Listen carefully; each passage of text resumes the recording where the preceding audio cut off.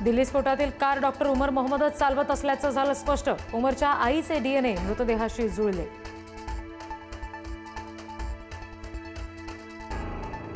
अयोध्येमध्ये 25 नोव्हेंबरच्या मोदी भागवत यांच्या कार्यक्रमावर सुद्धा दहशतवाद्यांची हल्ल्याची होती योजना।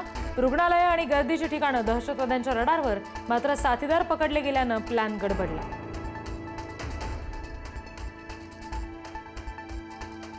दिल्ली स्फोटाच्या 200 फूट अंतरावर छतावर सापडले मानवी अवयव। आता परिसरातील सगळ्या छतांची होणार तपासणी।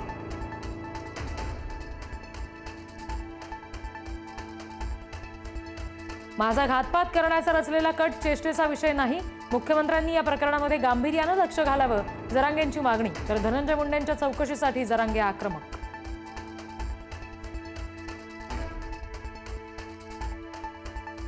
मुख्यमंत्री देवेंद्र फडणवीस आणि उपमुख्यमंत्री एकनाथ शिंदे आज नाशिक दौऱ्यावर।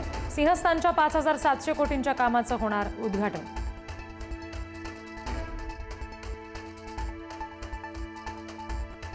शिंदेंच्या शिवसेनेची मुंबईची रणनीती ठरवण्यासाठी बैठक। आमदार, खासदार, नेते, उपनेते आणि प्रवक्ते उपस्थित राहणार। मुंबईमध्ये 125 जागांचा प्रस्ताव ठेवला जाण्याची शक्यता। माळेगाव, बारामती नगर परिषदांसाठी आज अजित पवार घेत आहेत इच्छुकांच्या मुलाखती। पक्षानं आम्हाला कोल्लं तर आम्ही देखील बोलल्याशिवाय राहणार नाही। पुणे जिल्हाध्यक्ष प्रदीप गारटकरांचा इंदापुरातून गर्भित इशारा। आगामी निवडणुकीच्या पार्श्वभूमीवर भाजपमध्ये 2 मोठे पक्षप्रवेश।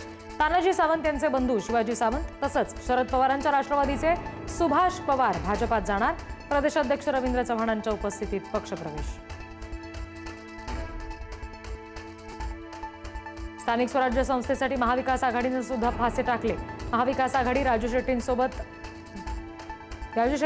जाण्याची तयारी, तर काही ठिकाणी वंचितला सोबत घेण्याचा प्लॅन। नांदेडमध्ये नगर परिषद आचारसंहिता तपासणीत 21,50,000ची रोकड जप्त। कुंडलवाडी शहरामध्ये रोख रक्कम आणि एक बंदूक असा 28 लाखांचा माल जप्त। कारमध्ये प्रवास करणाऱ्या 4घांचीही चौकशी सुरू। नागपूरमध्ये होणाऱ्या हिवाळी अधिवेशनासाठी रवी भवन मधील बंगले अपुरे। कॅबिनेट मंत्र्यांना बंगल्यांचं वितरण करताना तारेवरची कसरत करावी लागणार। बंगले कमी आणि मंत्र्यांची संख्या जास्त।